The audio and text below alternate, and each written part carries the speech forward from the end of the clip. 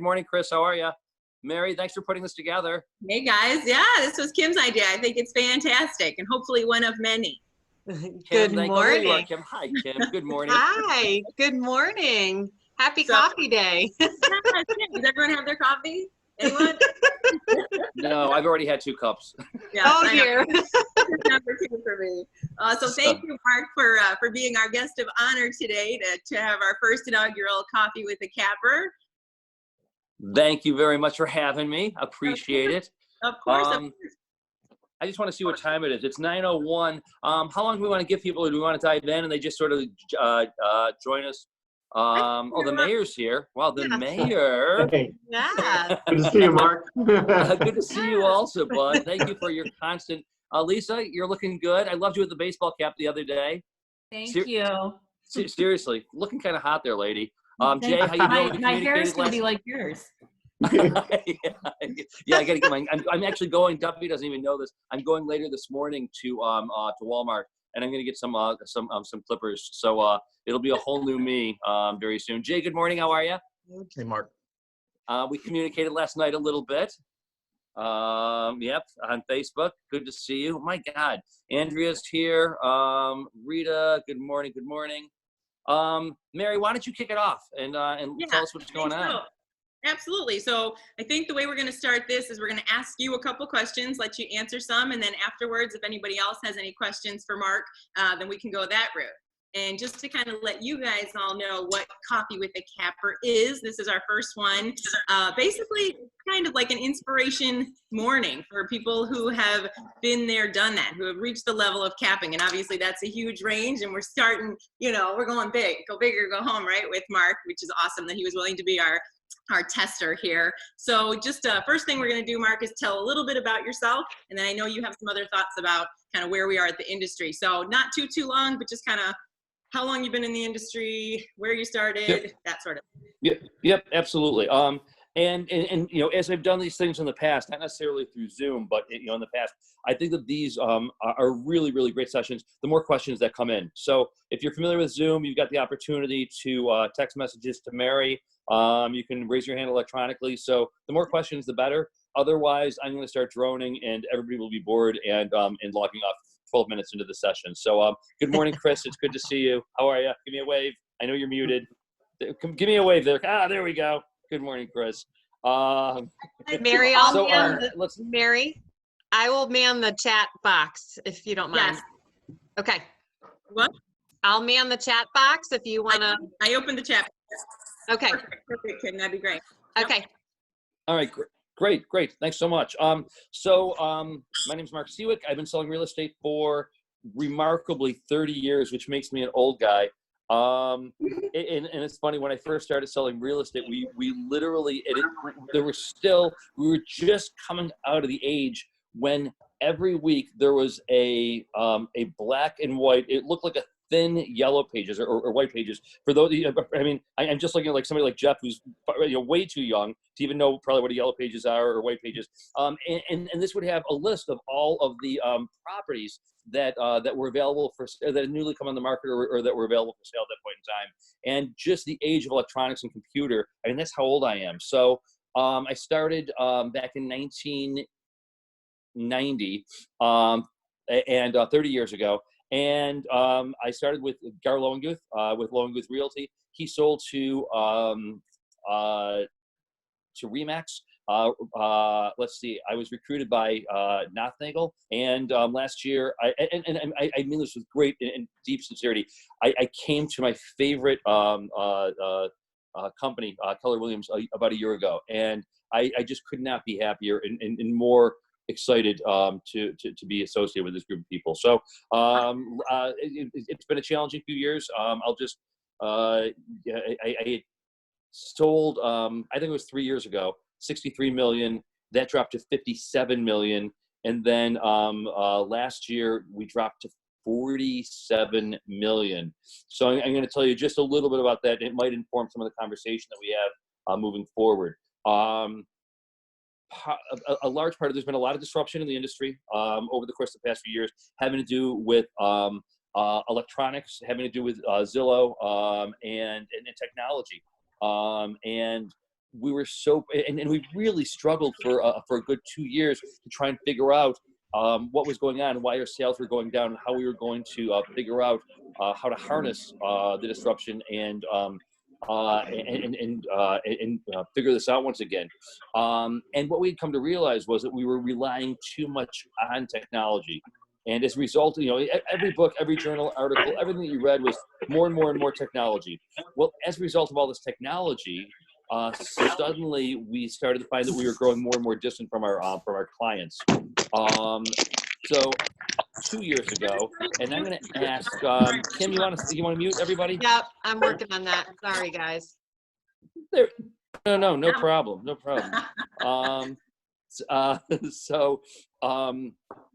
So about 2 years ago, about a year and a half ago, we started to think about ways of growing closer to and so we started doing birthday parties every other month for our clients. We're celebrating a birthday in that 2 month period of time. We started doing last year we gave away 400 and some pumpkin pies in the week, apple pies in the week before Thanksgiving. We were doing a pumpkin giveaway in October. This year we were slated to host 125 clients for free beer and whiskey and food at ADW, the restaurant, just outside of the parade route. That was obviously canceled, and we were supposed to be doing in about 2 months' time a big picnic with 250 clients, with a Ferris wheel and a merry-go-round and all this other stuff. But what we found in the past year and a half, as we started to implement this desire to grow closer to our clients, our sales were up September, October, November, December, and then January, February, and the first 2 weeks of March of this year, our sales were up 50%. So we really felt as though we had figured it out. And then lo and behold, we all find ourselves communing through Zoom. So here we are. So that's just a little bit about my background and where it is that I've been and where we find ourselves today. How do they do, Mary? You did great. How are you feeling about what is happening today? Have you ever seen anything like this? Obviously not COVID specifically, but like this type of disruption to an industry or our industry?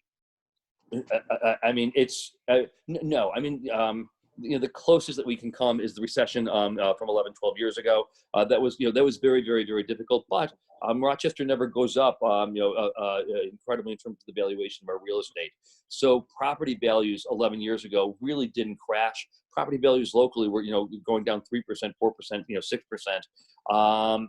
But still, sales were still, we were making sales every month. I mean, I don't know about the rest of you, but we have. Sorry, let me just. Sorry about that. But I haven't had a sale in 5 weeks, 6 weeks.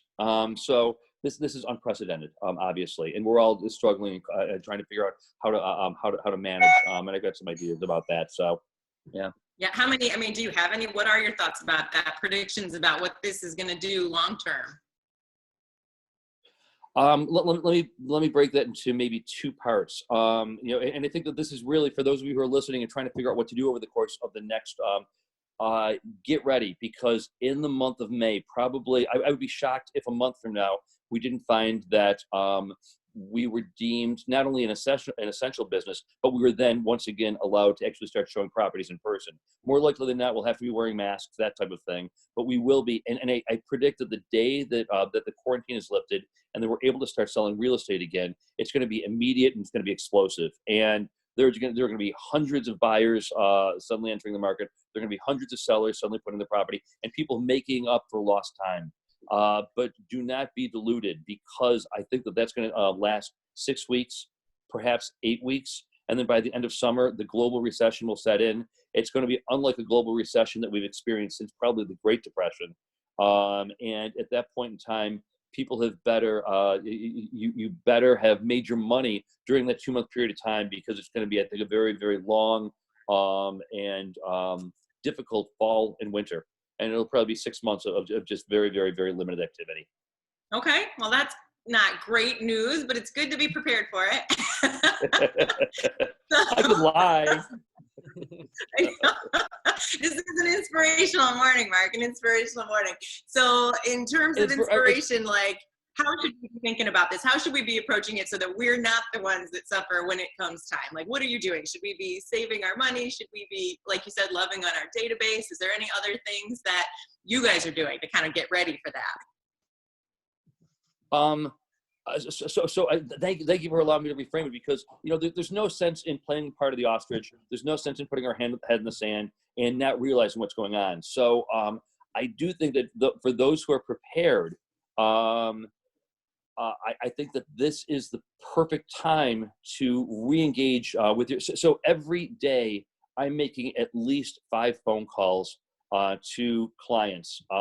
Actually, I'm bifurcating the list into 2 parts. One of the people that I know want to list with us sometime in the next 4 weeks or so. And so that group of people, I'm just giving them market updates and giving their thoughts in terms of what it is that's going on. And that's very, very, very easy to do. The other is I'm going back and I started with everybody who gives me referrals. And I'm not talking about real estate. I'm just calling to say, hey, how are you? Are you surviving? We're 5 weeks into this. Are you healthy? Is your family healthy? Tell me what's going on with, and people, I was thinking that I might spend, a couple of minutes. These are phone calls that are lasting 15, 20 minutes, and people are so gratified. They're happy to hear from you. Oh yeah, and I think that they're happy to hear from me, but I think they're happy to hear that a friend. So listen, I'm not saying this on Facebook, but we're also doing things that I think. So yesterday we had to shutter ADW, the restaurant that I own. Duffy, my partner, found a 6-pound can of pumpkin pie filling. By the way, so I've learned that a 6-pound can will yield 18 loaves of pumpkin bread, in case anybody has a 6-pound can lying around the house. And so what I started doing last week was baking pumpkin bread.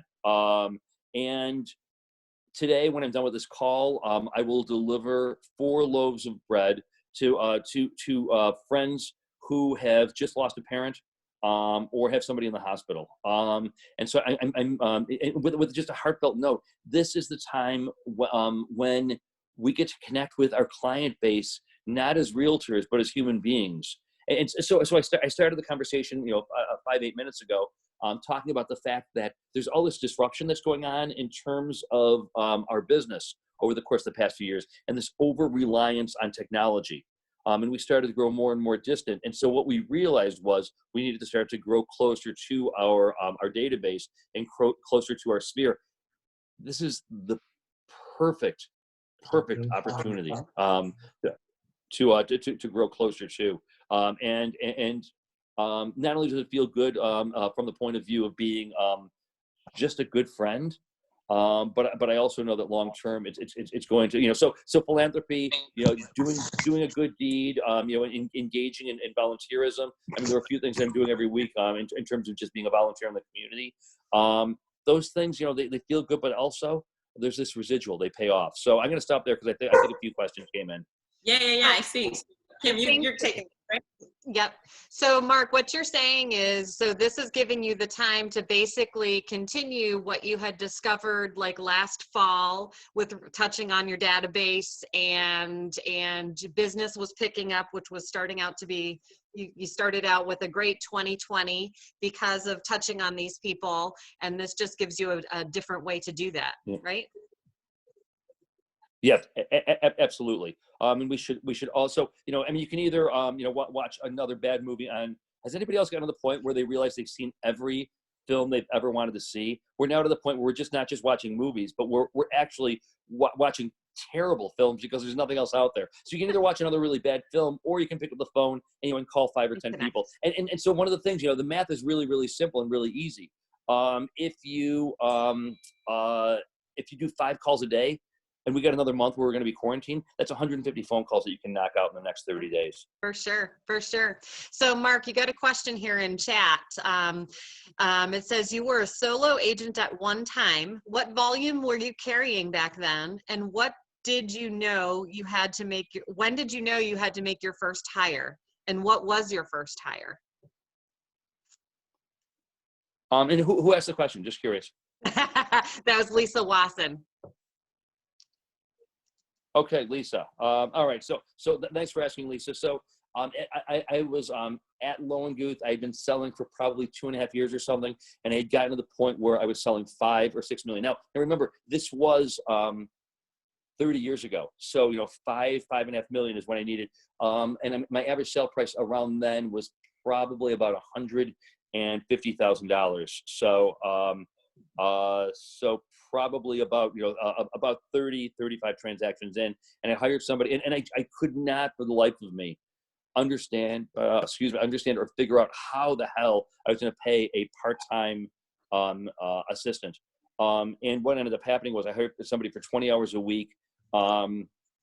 And that suddenly, the next year I ended up making that person full-time, because the work that she was doing had so liberated me and freed me to just go out and meet with more and more buyers and sellers. And she ended up doing all the behind the scenes work, and boom, like immediately, it paid off in enormous dividends. I would suggest, and again, sorry, Mary, but I would suggest that perhaps now isn't the time to start thinking about hiring somebody new. I'm back to, I've got all this time on my hands, and I'm actually enjoying the process of learning. God, I became the old guy that I was always that I was mocked. Not knowing how some of these databases work or the processes within. So I've gone back to some of that administrative work, and I'm actually enjoying it. So. Cool. So there's a comment in here as well from Andrea, and she said that her calls are averaging 17 minutes each as well. I take notes, send cards accordingly, and follow up. Yeah. It doesn't have to be real estate related. And it shouldn't be. I mean, Andrea, if you want to unmute yourself, I mean, would you agree that it probably shouldn't be real estate related? I mean, I'm finding that most of these phone calls, I'd say that maybe 25% ultimately end up having some conversation having to do with real estate. The rest is just, how are you doing? Do you want to weigh in on that? I think you're right. They sometimes lend into that. Like, I'll have clients who I've done deals with, and these are the people I'm calling like my A+ people. And I mark down how long I was on call: 17 minutes, 12 minutes, 11 minutes, 15, 21, 9. And then I made notes. And 5 of the people are actually starting to look or want to buy or sell. So it did go into real estate, but most of them are taking care of my dad who has cancer. I'm babysitting my grandkids, and the people are working at home. So I'm trying to take notes on what's happening in their lives and sending encouraging cards or appropriate cards to follow up. And then I mark that I have to get back to them within a month and see how they're doing and follow up. So I do that all in my database and just keep everything updated so I know what's happening in their lives. And they really appreciate the phone call right now. Everybody answered. That's the funniest thing. Everybody's answering their phone. Be prepared for the conversation. True story. Yeah.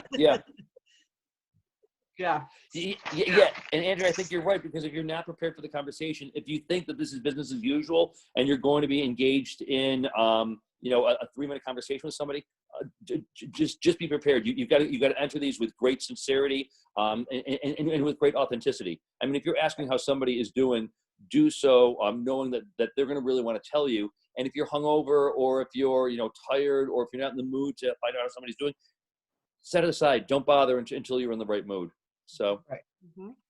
So there's another question here that says, is there any technology that you do think we should invest in?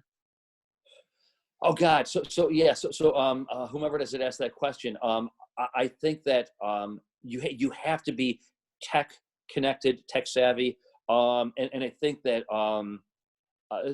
so we didn't give up on technology. We just started to harness the technology instead of becoming slaves to the technology. And so, I mean, the fact that I'm sitting here on my iPad, I think that's just really simple. And then I've got the iPhone. Obviously those are so simple and so easy. We've got several databases.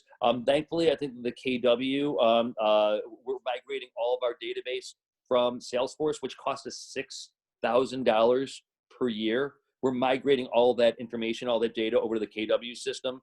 So I think that there are, there's a lot of great. I think that some spreadsheets I think that those are, really, really important. And also, although it's not great technology and it's not, I think this is also a great time to be on Facebook. And most people probably know I'm political, and you want to know how I'm feeling? I mean, don't ask, because I'm going to tell you anyway. And I'm very, very, very vocal on Facebook. But over the course of the past, I pledged personally, just during this period of time, not to be involved in anything that's political, not to be engaged in bipartisan conversation or discussion. I'm not interested in blaming this elected official or that party. And just go out there, and I'm writing profiles on people who are doing good things in our community. And I'm just posting as many positive and affirmative things, because this is a time when people are turning to others for solidarity and for warmth and for comfort. So everybody's got access to Facebook. Utilize the technology in a way that's going to be productive for you and your business. Mm-hmm. So somebody also commented and said you have a significant sized team. You mentioned that you had no sales during COVID. Is that for the whole team or just you? And then I guess on a side note, how are you preparing your business for the possible global recession? So again, this is very personal, but it is what it is. So and if you don't want to answer, that's fine. No. I think it's really important to be really honest. Otherwise, why bother having a guest? I'm not going to candy coat any of this.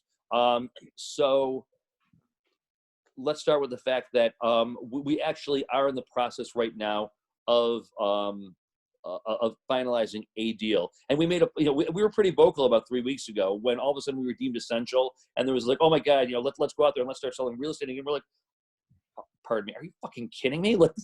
Sorry. I don't think that many of your everybody have enough coffee. Sorry to drop the F on there, but that was just crazy. Okay, and so we decided that we weren't going to be selling real estate unless it was really, really, really, there's plenty of time for commerce. There's plenty of time to make money. But we don't want to endanger ourselves, our family, our friends, etc. So we made the pledge not to sell anything. And I know full well that there are plenty of clients who would have their property on the market for sale if we'd encouraged them to do so.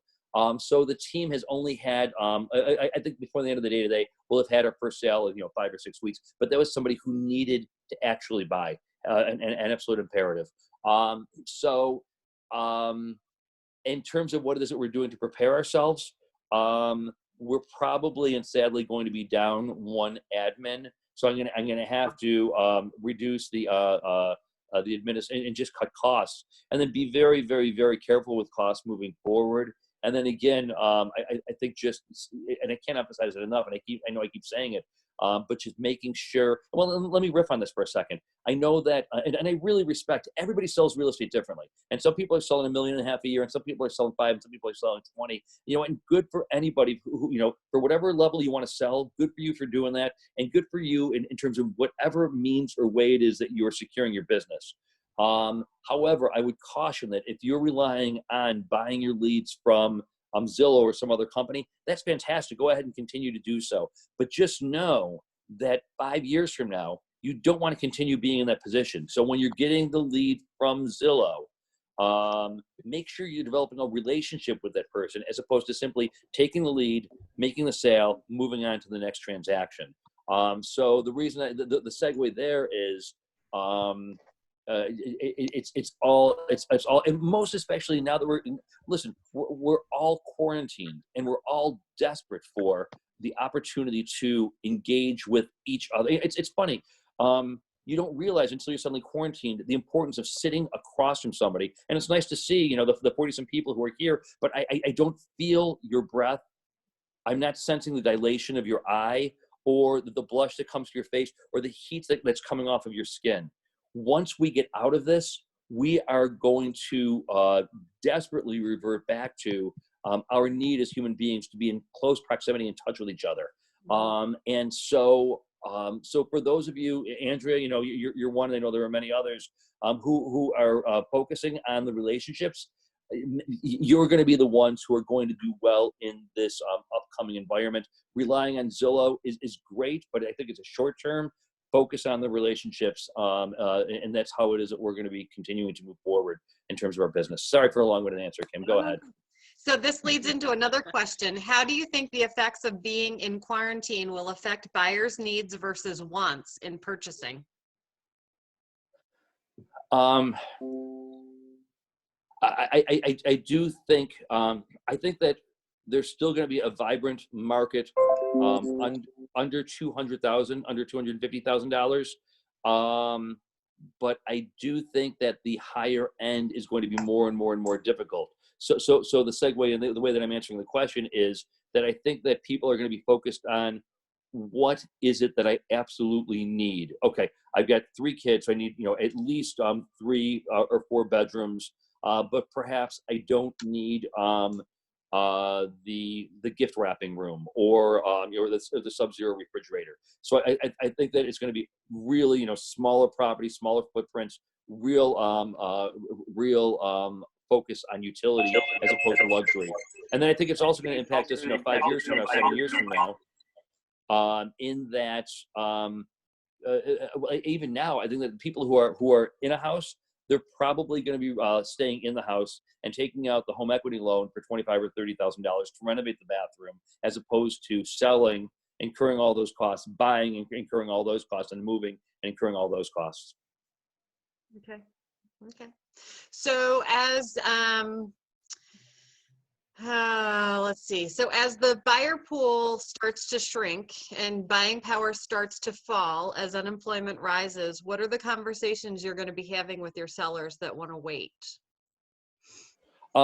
So over the course of the past month or so, I've been telling clients that if they're thinking about selling sometime in the next year, that they need to prepare themselves to get their house on the market for sale the middle of May, because they're going to have a 2-month window, a 6 to 8 week window, where they're going to be able to sell for good money.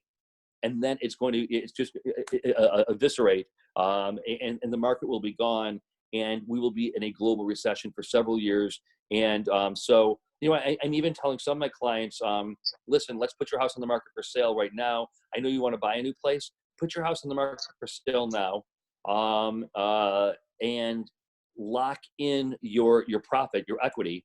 Move into a month-to-month rental. And then come November, when we're in the middle of this recession, just before the holidays, or next January, when people are desperate to sell, then that's the good money move. So sell now while it's high. If you've got the ability or the stomach, move yourself into a temporary housing, and then buy in the fall or winter, when sellers are going to be desperate, and property values will really plummet. By the way, this is really an odd format for me, so I'm just going to scroll through here. Hello, everybody. I'm just looking at everybody's different face. How am I doing? If people would just, I don't know whether this is helpful. I don't know whether this is interesting. When you're sitting in front of somebody, you can tell whether or not you're putting a group of people to sleep because you're just blathering. And but in this technology and Zoom, I have no idea if I'm I'm nailing it, or if I'm putting people to sleep. So if people would just let me know, what do you need from me? I think you're doing a great job. Doing okay, everybody? Yes. Okay. Thank you, Rita. we've got about 50 people on. Oh, wow, Laura, look at you. Like, wow. So it's so funny, because the younger generation, they're giving me thumbs up. They're giving me high fives. I haven't quite yet figured that out. Thank you. Kim, what else you got for me? What other questions do people have? Okay, so somebody said, having been through this economic cycle before, most recently in 2009, what do you think we can expect to see in terms of number of realtors entering and exiting the business? Will it be a mass exodus as other longtime realtors have predicted? It's so funny. I mean, I've been predicting that the number of agents is going to drop from 3,000 down to 1,800. I've been predicting that for years, and I'm always wrong.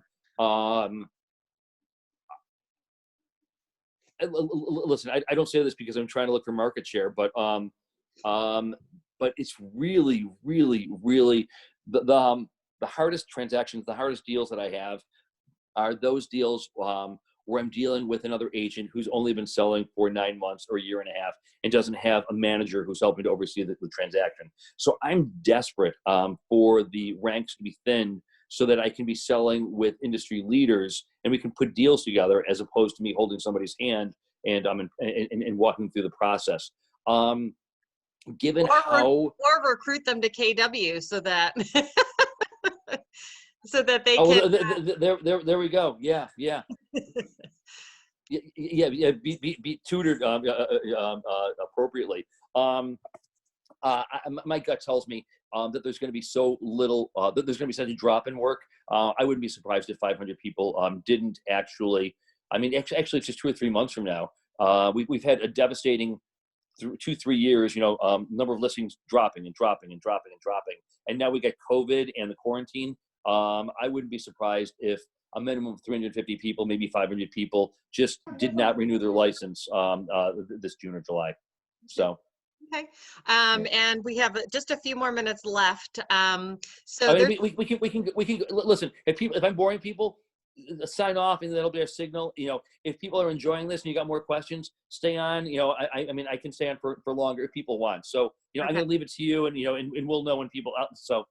All right. Well, I did not set this up as a pro account, so I have 624 left. So next time I'll do a different link. So I apologize for that. I've got the pro account. So if you need to use my account, I'd be more than glad. Seriously. Okay. Perfect. Yeah. Perfect. Yeah. So here's a really good question. It says, what advice do you have for the newer agents that are only 1 to 2 years in? Oh, that's so good. This is meant to be helpful. One, find yourself another job as quickly and as immediately as you can to supplement your income. So don't give up in real estate because it's a great way to make a living, and I've loved doing this for 30 years. But we need to be realistic. It takes a minimum of 3 years to really establish yourself. If you're really, really good, and then you're starting to make good money. And if you're 1 or 2 years in, and if this is your dream, and if this is then make sure that you've got the job tending bar or waiting tables or doing something so that when we come out of this, that the hard work you put in right now hasn't been for naught. That you're still an agent who is selling. 2, if you can connect yourself with a team, that's great. There's a lot of protection in numbers. And then 3, just one of the other things that we've been doing in terms of creating community, every Friday I have a Zoom call and I invite all of our previous clients. And so we're getting 30, 40, 50 people on, and we've had Adam Bello on, we've had the mayor on, we've had Mike Mendoza on, we got the president of University of Rochester, we've got the sheriff, the chief of police, and they're just giving us updates. So whatever it is that you're doing, just make sure, again, it's community, it's relationships. And if you're 1 or 2 years in, make sure you're developing those relationships. Okay. Okay. So you've gotten a lot of comments in here about you're not being boring. People are finding this helpful.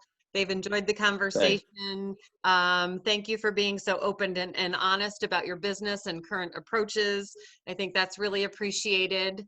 Mary, do you have anything else to add? Yes, it'd be interesting. What's your most favorite thing about this business and your least favorite thing about this business? So let me start with my least favorite thing. There are 2 agents in town I can't stand. And every time the phone rings or anytime there's a deal that comes through, I'm just like, oh, Jesus Christ. I mean, are you kidding me? Like, what lies are we going to have to endure? Or what BS are we going to have to, push through? So that's what I dislike the most about the business. What do I like the most? Some of my dearest and closest and nearest friends are people that I've met as a result of being in this business. And, I think I was made to be a salesman because I live, eat, and breathe relationships, and I can't get enough, and it's so social. And so that's what I think I love the most. So, yeah. Thanks, Rose. I'm just seeing here. Thank you. I think there was a question about being political, Kim. Yeah, Rita. Does that affect your business at all? Yeah, absolutely. No 2 ways about it. So, I can't, sorry, I know there are people, and so I'm not trying to be offensive, but I'm just going to put it out there. I can't stand Donald Trump. I think he's just terrible. I think he's horrible. And I'm very, very vocal about that. And I don't say that to be unkind. I just say that, that's my political stand. You like it, you don't like it, but that's who I am. And I'm not going to cover that up. I'm not going to hide that. And that's a whole different conversation. But because I'm so vocal about that, that I know that I don't get business and I don't get opportunity as a result of that. But in my mind, A, I want to remain true to myself. B, you know what? Authenticity is such an important part of this business, and so I'm not going to sit there and try and smile and nod. If somebody is engaged in a conversation with, so in some ways it's really impacted, but in other ways I think it has really, really helped because people are like, yeah, he's the guy who. I think it goes both ways. I mean, I'm probably losing as much business as perhaps I'm gaining. So, and again, I hope I'm not. I'm very direct. I hope I'm not offending anybody on the call. No, not at all. Okay. What else? Okay, so somebody's asking, what are you reading right now?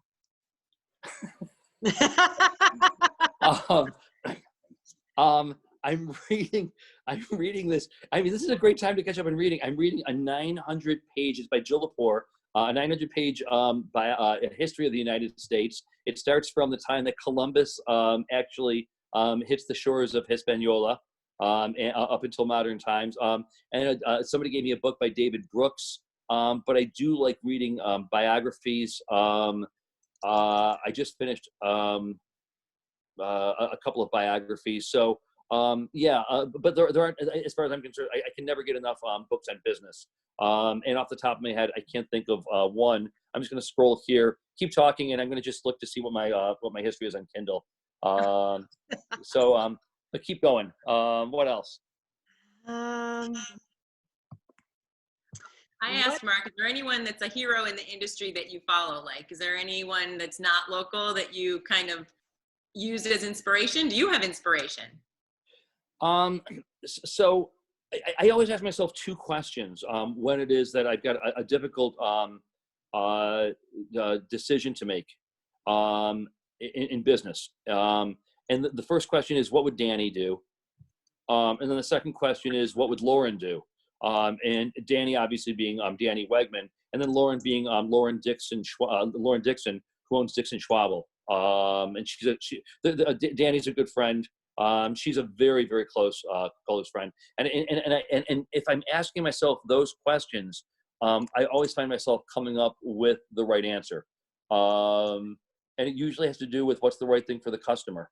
Am I losing commission on this? Yeah, I am. I'm losing commission because I'm going to give them, $2,000. But am I doing the right thing by the customer? Yeah, and then you gain it long term. But in terms of industry, no, I don't follow too many people in terms of, in fact, I follow nobody in terms of what's going on, but I do read, the Wall Street Journal, the New York Times, I read the Democrat and Chronicle. I've got a Twitter feed. So I'm a voracious reader. And the first hour and a half of my morning, every morning, is just reading. So. Ooh, that's a good question. How do you schedule your day in a particular way? Do you have like lead gen time? And obviously you've got your reading time in the morning, your kind of miracle morning.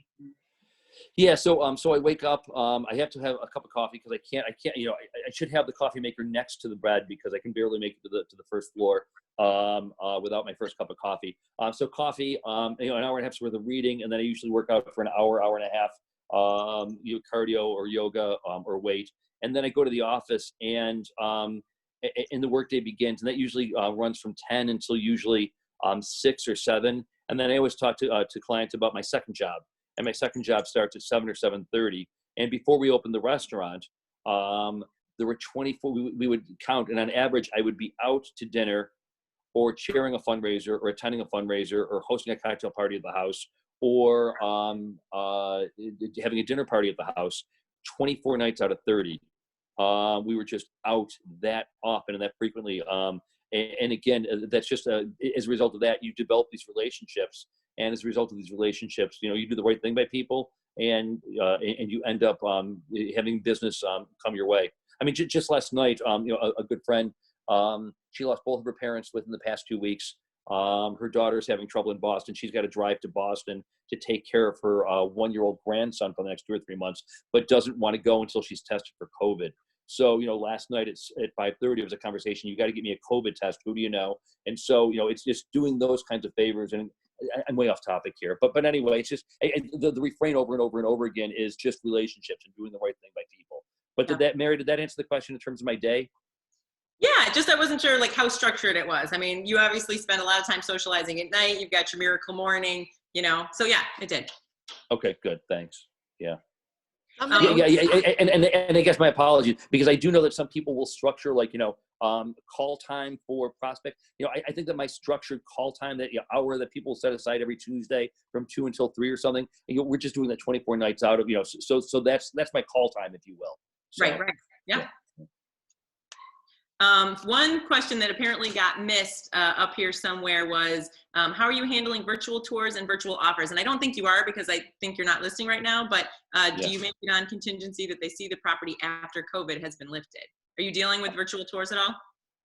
We're not dealing with virtual tours, but somebody had asked earlier, and I apologize. Whoever had asked the question about technology earlier, I apologize. I should have actually said, we just spent money, and it's arriving either today or tomorrow, on a 3D camera and on the tripod and the software. So we're not going to have to rely on, because we think that once the quarantine is lifted, again, there are going to be hundreds of properties that are going to be coming on the market for sale. And I think that we all realize that a lot of buyers are going to want to see these properties in 3D, and they're going to want to tour them virtually before they actually should decide that they want to walk through the property in real life. So because of that, we know that the few people who are doing this are going to be overwhelmed. It's going to cost a lot of money. We also know that instead of doing it for our high end, like $500,000 properties or above, we're going to have to do this for, for the 200, 250, the $350,000 properties. So we've invested in that technology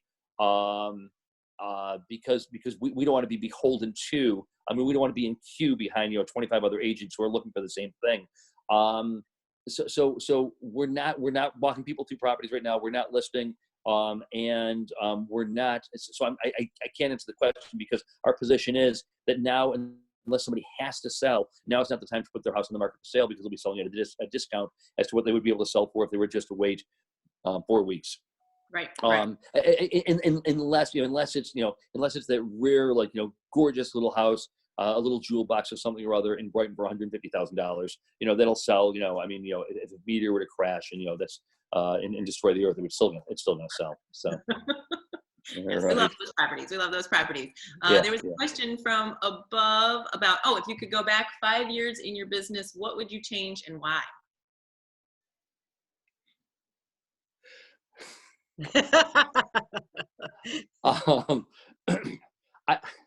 I'm not trying to be unkind.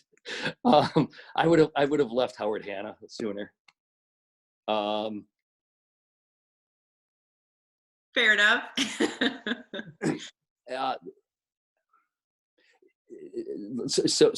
Just I'll reframe this as kindly as I can.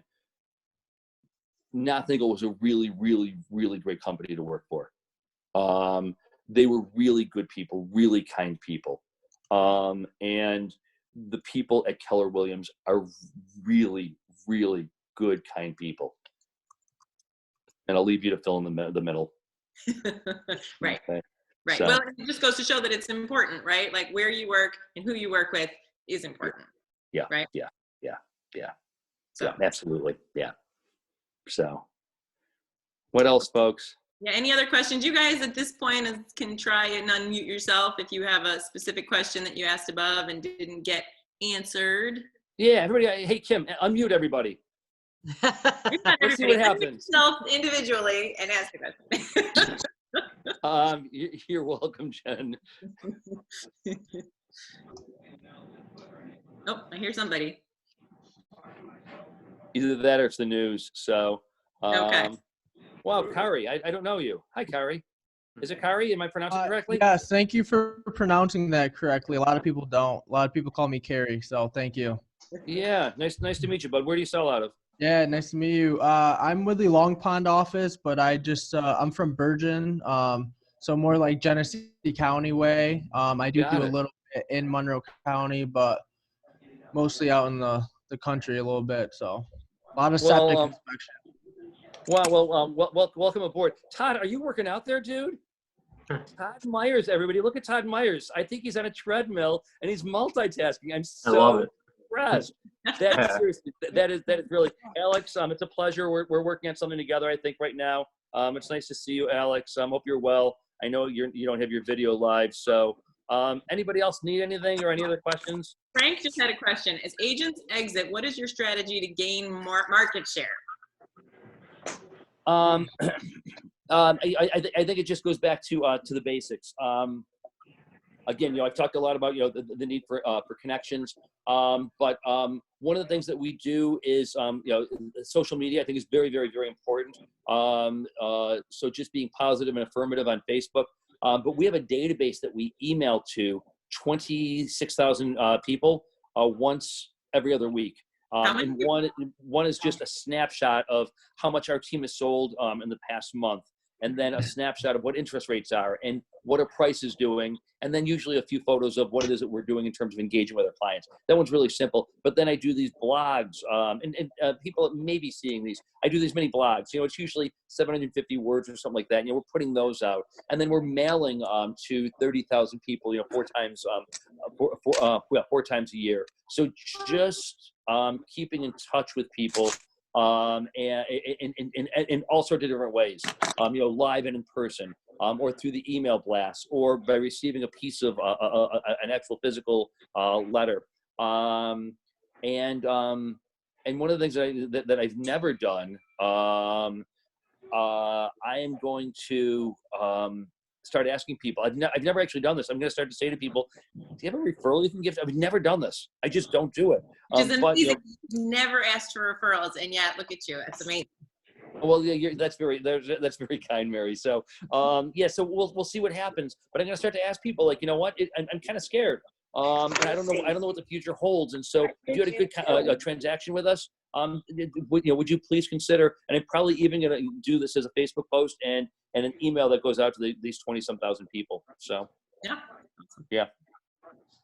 So, Mark, since you've got so much connections in the commercial world, what do you see from your connections? What are they saying about their leases, restructuring, or selling assets that they need to get rid of that have been investment producing properties? So probably the guy who comes to mind more than almost anybody. I think we've talked a little bit. Is this Todd? I would imagine it's Todd, right? Yeah. Yes, it is. Okay. All right. So the one guy that that I'm in touch with throughout all this is Ken Marbold and Dutch Summers.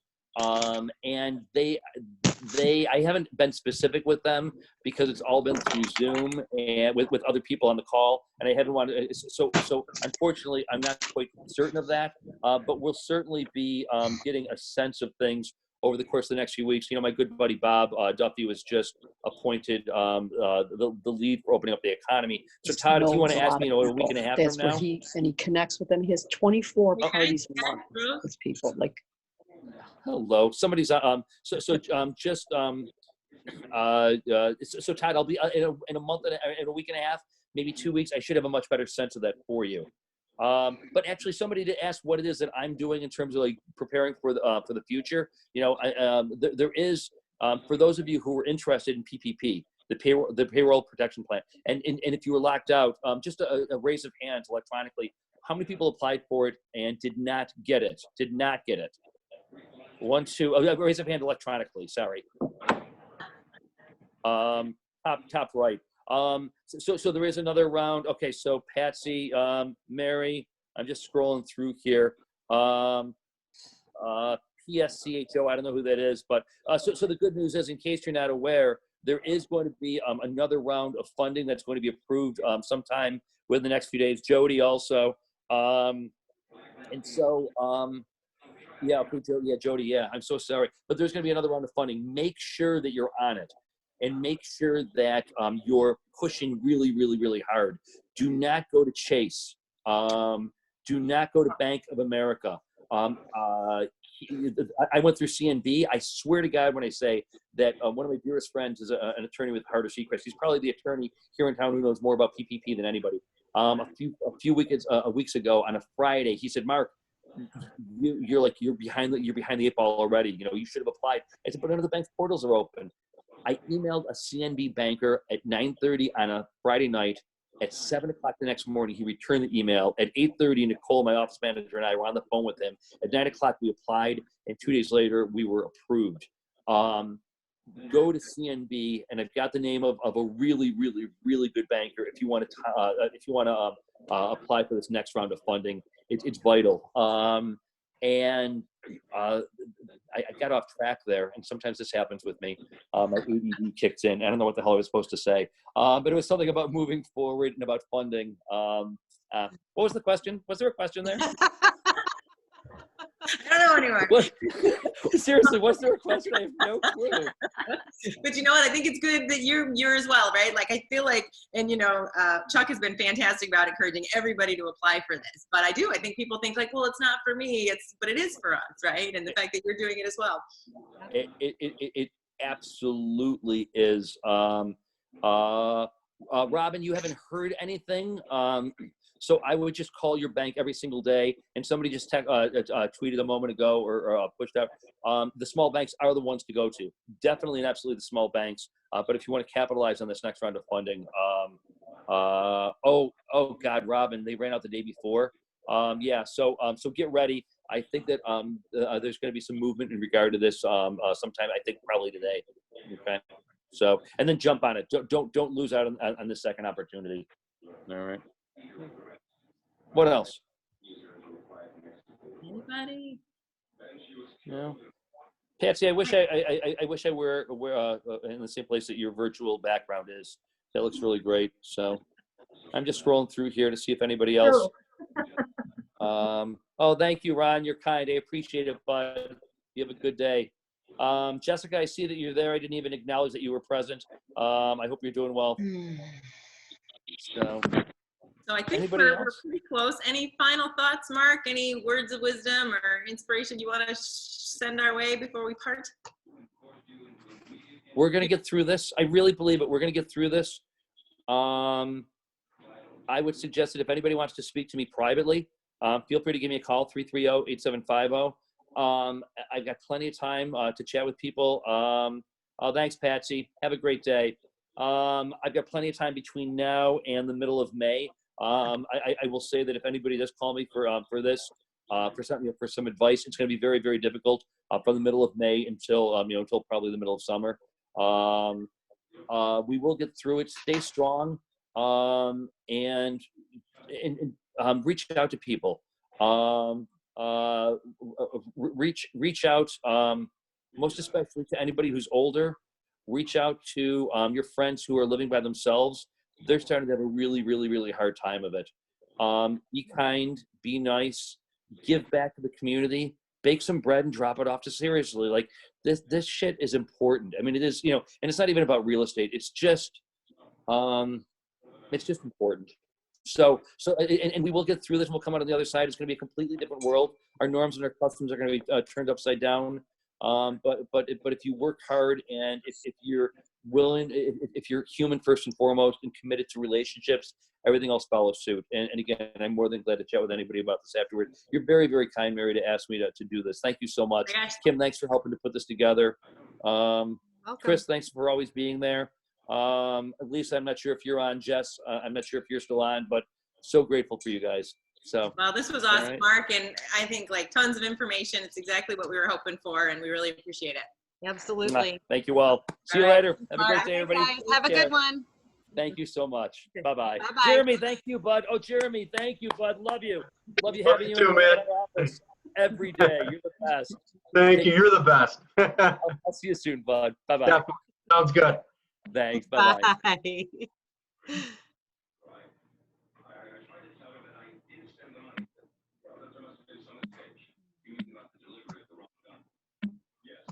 Awesome job, Mary. I know. Well, how do you think it went?